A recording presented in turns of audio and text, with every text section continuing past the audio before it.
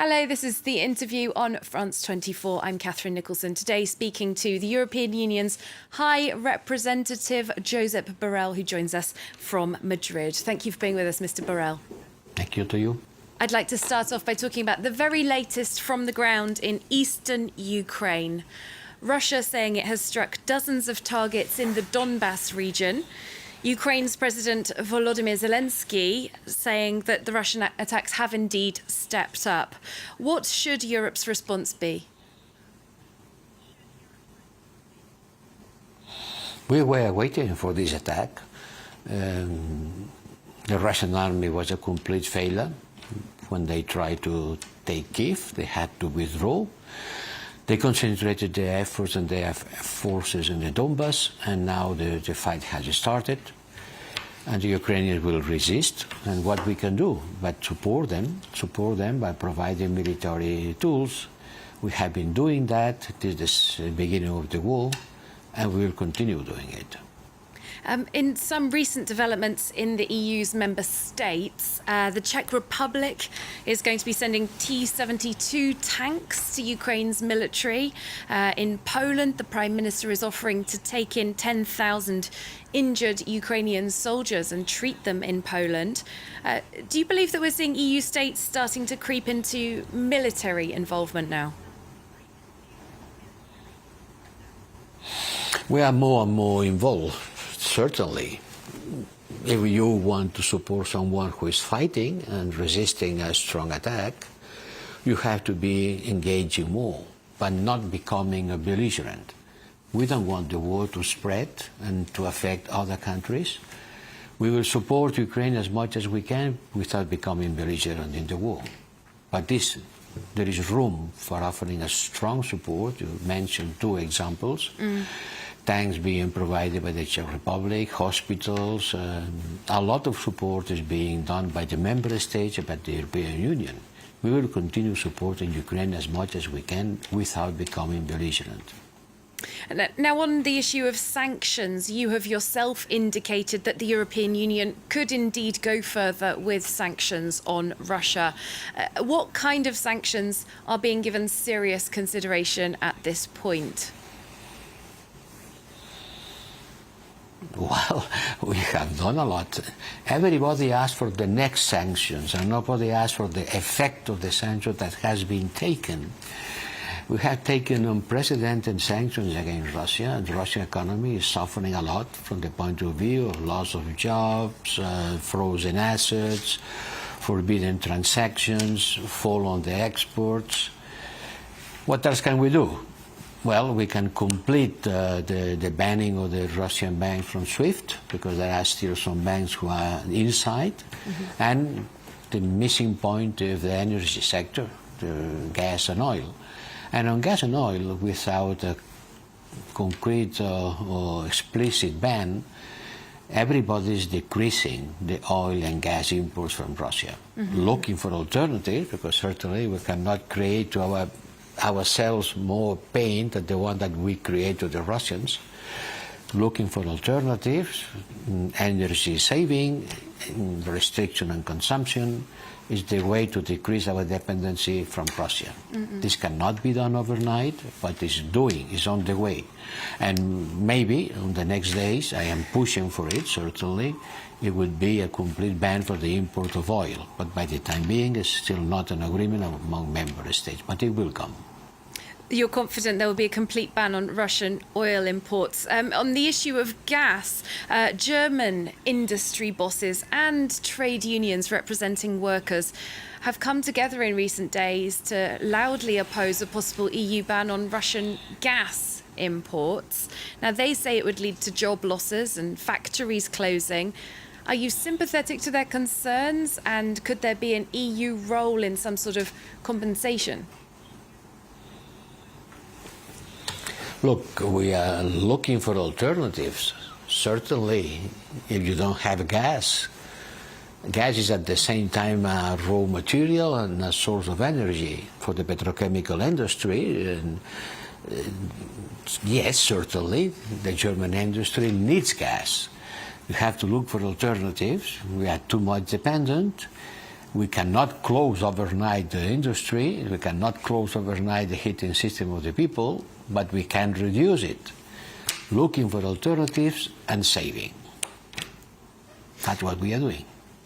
Looking at the issue of war crimes, alleged war crimes being perpetrated by Russian military forces in Ukraine. Earlier this month, you tweeted that perpetrators must be held accountable for violations of international law and no impunity for war crimes.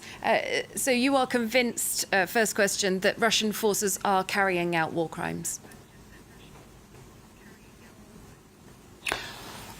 Every witness should be personally convinced, but it's not enough. My personal convincement is not enough. There is something called the International Criminal Court, who is working in Ukraine, and we are supporting its work.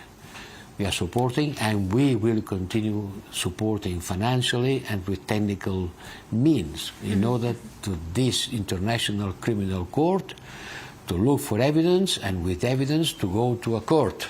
This is the way to proceed. My personal feeling, your personal feeling, it's important, but I am not a court. But we have a court, the International Criminal Court. Let this court work and support its work in order to look for evidence and act according with the rules and the procedures that has been used, for example, in the case of the former Yugoslavia. Just in terms of the issue of impunity... It exists, an International Criminal Court. It exists. Indeed, it does exist. Just on the issue of impunity or no impunity for war crimes, Russia is not a member of the International Criminal Court, and some people are asking questions about the court's ability to act, given that this is the case. It's not clear, is it, how people could be held to account? It is the best tool that we have. If you have an additional idea, tell me on what to proceed. It is the tool that we have. Yes, certainly Russia is not part of this court. Other states are not neither part of this court from the Western world. But it is the way we can proceed. And we are using everything we can. When we say that we are going to act, is through this tool. The tool that the international community has created in order to prosecute war crimes in the International Criminal Court. Let this court work and support it working. And financially, we are preparing an additional package of financial support for the International Criminal Court, and they are working on the field, providing evidence in order to act. It is the way we can do. Once again, there is no miracles. There is concrete actions with the tools that exist, not with the tools that doesn't exist.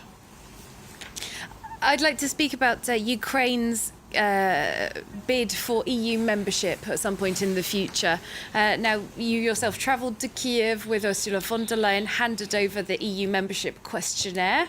The first part of that has now been completed, and Ukrainian President Zelensky has said recently he believes Ukraine could be accorded candidate status within a few weeks. Do you share that assessment?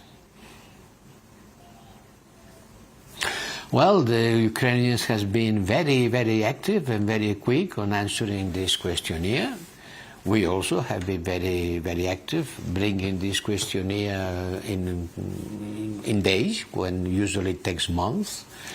And now it's in the hands of the Commission. The Commission has to study the answers, has to make an assessment of the situation in Ukraine, and it has to provide an opinion to the Council. This is, once again, the way we work. This is the procedure that has to be followed. This can be done quicker than in other cases due to the urgency, but procedures has to be followed. It is now on the hands of the Commission to present an opinion to the Council. Now, on a broader issue that affects the wider world, at two recent European Union summits, we heard warnings that the disruption to farming and food exports from both Ukraine and Russia will lead to famines in parts of Africa and the Middle East particularly. What is actually being done to try and head off these food crises? Is there work underway at this point? Yeah, certainly Russia is creating a food crisis in the world. They are bombing the stocks of wheat, destroying the stocks of wheat in Ukraine. They are blocking many boats that were used to export this wheat. Certainly, if there is less export from Ukraine, the wheat is being destroyed, will be less wheat in the world, and some countries will face shortages. And Russia, once again, will be accountable for that. They try to explain people that the food crisis, the prices increases, even the famine that this situation can produce are the consequences of the sanctions. No, they're not the consequences of the sanctions, they're the consequences of the war and the way the Russian does war. Mm-hmm. But this has to be explained. This has to be explained because Russia is developing also a war narrative, trying to convince people who are affected by this crisis that the cause are the sanctions. No, the cause are the war. And certainly we have to face this situation at the G7, at the G20 level. Mm-hmm. Everybody has to work in a coordinated manner in order to provide, like the gas in Europe. There's a shortage of gas, now there is a shortage of food.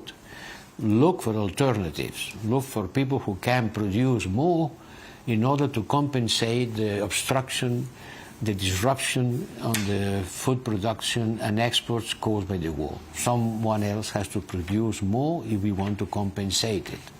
And this is an international duty that has to be done in a coordinated manner. The United Nations has already started working, calling to all bodies of the United Nations to provide more in order to compensate the less that Russia is preventing from having access to the people that used to consume the Russian or Ukrainian wheat. Josep Borrell, EU High Representative, thank you very much for being with us today. And thanks to you for watching the programme. See you soon here on France 24.